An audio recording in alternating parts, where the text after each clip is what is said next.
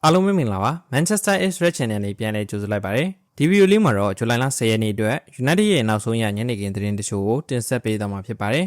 ်ပထမဆုံးသတင်းတစ်ပုဒ်အနေနဲ့ကတော့ United အနေနဲ့ဒီနေရာဒီပြောင်းရွှေ့ရဲ့တတိယမြောက်ကွင်းလယ်ကစားသမားခေါ်ယူမှုအဖြစ်ပြင်သစ်တင်းရဲ့ကွင်းလယ်ကစားသမားမာနူခိုနေကိုခေါ်ယူဖို့အတွက်စတင်ချိတ်ဆက်မှုတွေရှိနေပြီဆိုတဲ့သတင်းနဲ့ပတ်သက်ပြီးတော့တင်ဆက်ပေးသွားမှာဖြစ်ပါတယ်နောက်ဆုံးသတင်းတွေရဆိုရင်တော့ United အနေနဲ့ Atalanta တင်းက Ederson နဲ့ Chelsea တင်းက Santos တို့ကိုစုစုပေါင်းပေါင်85တန်းဝန်းကျင်နဲ့ခေါ်ယူဖို့အတွက်သဘောတူညီမှုရယူထားခဲ့ပြီးလည်းဖြစ်တယ်။ဒါကြောင့်ဒီပြောင်းရွှေ့တွေကိုလည်းလာမယ့်ရက်ပိုင်းအတွင်းမှာပဲတရားဝင်ကြေညာသွားဖို့ရှိနေပြီလည်းဖြစ်ပါတယ်။လက်ရှိဒီကစားသမား2ယောက်ရဲ့အနေထားရဆိုရင်တော့ United ရဲ့ကွင်းလယ်လိုအပ်ချက်အတွက်100%ပြည့်မီတဲ့ကစားသမားတွေအဖြစ်ယူဆလို့မရသေးဘူး။ဒါကြောင့်လို့လေ United အနေနဲ့ဒီနေရာဒီပြောင်းရွှေ့မှာဆိုရင်နောက်ထပ်ကွင်းလယ်ကစားသမားတစ်ယောက်ကိုခေါ်ယူဖို့အတွက်ပြစ်မှတ်ထားနေရလည်းဖြစ်ပါတယ်။အဲ့ဒီအတွက်လက်ရှိချိန်မှာဆိုရင်ပြစ်မှတ်ကစားသမားအများအပြားနဲ့ချိတ်ဆက်မှုတွေရှိနေတယ်ဆိုပေမဲ့လည်းနောက်ဆုံးသတင်းတွေရဆိုရင်တော့ပြင်သစ်တင်းရဲ့ကွင်းလယ်ကစားသမားမာနီခိုနေက United ရဲ့အဓိကပြစ်မှတ်ကစားသမားတွေရဲ့တယောက်ဖြစ်ပါဝင်လာခဲ့ပြီလို့သိရပါတယ်။အသက်25နှစ်အရွယ်ကိုနေအနေနဲ့ကွင်းလယ်ခန်းစစ်နေရတဲ့ box to box နှစ်နေရာစလုံးမှာပိုင်နိုင်ကစားနိုင်တဲ့ကစားသမားတယောက်ဖြစ်တယ်။ပြီးခဲ့တဲ့ရာသီရိုမာတင်းအတွက်လည်းပြိုင်ပွဲစုံမှာဆိုရင်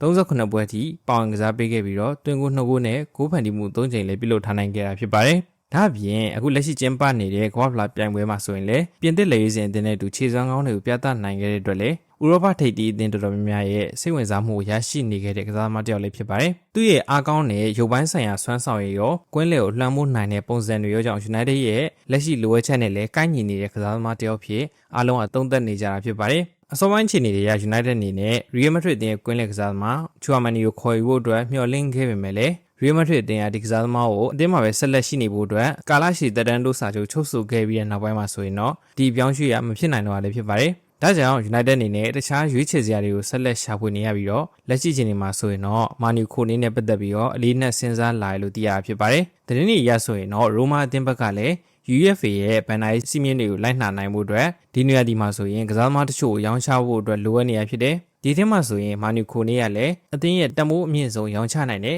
ကစားသမားတစ်ယောက်ဖြစ်သတ်မှတ်ခံထားခဲ့ရတာဖြစ်ပါတယ်။ဒီကစားသမားအတွက်လည်းပေါင်တန်း90ဝန်းကျင်လောက်ရရှိမယ်ဆိုရင်ရောင်းချဖို့အသင့်ရှိနေရဆိုတဲ့သတင်းတွေလည်းထွက်ပေါ်နေတာဖြစ်တယ်။ကိုနီးအနေနဲ့2024ခုနှစ်ကမှမိုရှန်ဂလာဘတ်အသင်းကနေပြီးတော့ရိုမာကိုပေါင်တန်း20မပြည့်တဲ့ပြောင်းရွှေ့ကြီးပမာဏတစ်ခုနဲ့ရောက်ရှိလာခဲ့တာဖြစ်တယ်။လက်ရှိချိန်မှာဆိုရင်တော့ပေါင်တန်း90နဲ့ရောင်းချနိုင်မယ်ဆိုရင်ရိုမာအတွက်တရားဒီအတွင်းမှာပဲအမြတ်စွန်းများပြားရရှိနိုင်မယ်အပြောင်းရွှေ့တစ်ခုလည်းဖြစ်လာဖို့ရှိနေတာဖြစ်ပါတယ်။သတင်းတွေရဆိုရင်တော့ဂျာကန်အေဂျင့်တွေအနေနဲ့ United ပါဝင်တခြားအသင်းကြီးတော်တော်များများစီကိုခိုနေရဲ့အခြေအနေနဲ့ပတ်သက်ပြီးတော့ဆက်သွယ်ထားပြီးတော့ကစားသမားကိုယ်တိုင်ကလည်းပုံမှန်ပွဲထုတ်ခွင့်အခွင့်အရေးသာရရှိမယ်ဆိုရင်တော့ Premier League မှာလာရောက်ကစားဖို့အတွက်ဆေးရထက်သန်နေလို့သိရလည်းဖြစ်ပါတယ်။ United ဘက်ကလက်ရှိအခြေအနေမှာဆိုရင်တော့ဒီကစားသမားအပြင်တခြားကွင်းလယ်ကစားသမားအများပြားနဲ့လည်းချိတ်ဆက်မှုရှိနေတယ်။ဒီနေရာဒီပြောင်းရွှေ့ကာလမှာဆိုရင်တော့အဓိကပြတ်မှတ်တော်တော်များများလက်လွတ်ခဲ့ရပေမဲ့လည်းလက်ရှိအခြေအနေမှာဆိုရင်တော့ကစားသမား2ယောက်ကိုခေါ်ယူထားနိုင်ခဲ့ပြီးတတိယမြောက်ကစားသမားခေါ်ယူဖို့အတွက်ကလည်းတော်တော်လေးကိုခြေလန်းသွက်နဲ့စူးစမ်းလာဖို့ရှိနေရလည်းဖြစ်ပါတယ်။နောက်ထပ်သတင်းတို့ကတော့ဘယ်နောက်ခံနေရအတွက်ကစားသမားတော်များများနဲ့ချိတ်ဆက်မှုရှိနေတဲ့ United အနေနဲ့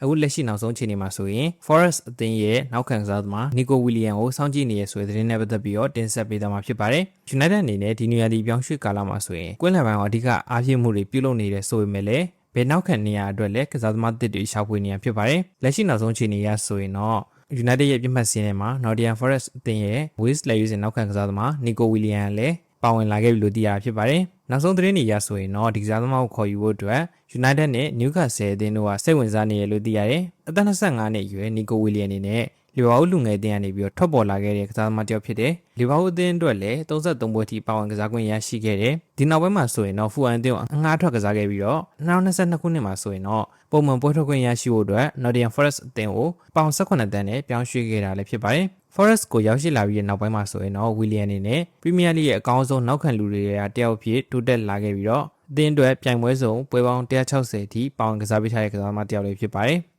သူ့ရဲ့အားသာချက်ကတော့တိုက်စစ်ကိုတော်တော်လေးကိုလိုက်ပါနိုင်တဲ့ကစားသမားတစ်ယောက်ဖြစ်ပြီးတော့မြန်နှုံးမြင့်ကစားသမားတစ်ယောက်လည်းဖြစ်တယ်။ဒါ့အပြင်သူ့အနေနဲ့ဘယ်နောက်ခံနေရရောညာနောက်ခံနေရနှစ်ဖက်စလုံးမှာပါကစားနိုင်တဲ့ versatile မြင့်တဲ့ကစားသမားတစ်ယောက်လည်းဖြစ်တယ်။ဒီအချက်ကြောင့်လည်း United အနေနဲ့ဒီကစားသမားကိုအလွန်စိတ်ဝင်စားနေရလည်းဖြစ်ပါတယ်။လက်ရှိအချိန်မှာဆိုရင် United အနေနဲ့ဘယ်နောက်ခံနေရမှာဆိုရင်လူရှိုးရဲ့နေရာကိုအစားထိုးဖို့အတွက်ကစားသမားတစ်တွေကိုပြစ်မှတ်ထားနေတယ်။အစောပိုင်းမှာဆိုရင် Newcastle အသင်းရဲ့ဘယ်နောက်ခံကစားသမား Lewis Hall နဲ့တော်တော်လေးကိုသတင်းထွက်ခဲ့ရဆိုပေမဲ့လေဒီကစားသမားရဲ့ပြောင်းရွှေ့ခြင်းမြင်မာတဲ့အခြေအနေကြောင့်အခုနောက်ပိုင်းမှာဆိုရင်တော့ဒီကစားသမားနဲ့ပတ်သက်တဲ့သတင်းတွေကလည်းအနည်းငယ်အေးသွားတဲ့အခြေအနေလေးဖြစ်ပါတယ်။ ဒီချိန်မှာဆိုရင်တော့ဒီကစားသမားတဲ့ပြောင်းရွှေ့ကြီးရော်နေနိုင်ရရှိနေတဲ့နီကိုဝီလီယံကလည်း United ရဲ့ပြတ်မှတ်စင်းထဲမှာပါဝင်လာခဲ့တာဖြစ်ပါတယ်လက်ရှိချိန်မှာဆိုရင်တော့ transfer market ရဲ့ခံမှန်းတန်ဖိုးအရဒီကစားသမားရဲ့ပြောင်းရွှေ့ကြီးကပေါင်24သန်းဝန်းကျင်ရှိတယ်ဆိုပေမဲ့လည်း United ဘက်ကအမှန်တကယ်ကမ်းလှမ်းလာမယ်ဆိုရင်တော့ Forest ဘက်ကဒီထက်ပိုမိုမြင့်မားတဲ့ပြောင်းရွှေ့ကြီးတစ်ခုကိုတောင်းဆိုဖို့ရှိနေရလဲဖြစ်ပါတယ်နောက်ထပ်သတင်းတစ်ပုဒ်ကတော့ United အနေနဲ့အသင်းရဲ့ဒုတိယဦးစားပေးကိုယ်စားမနေရာအတွက်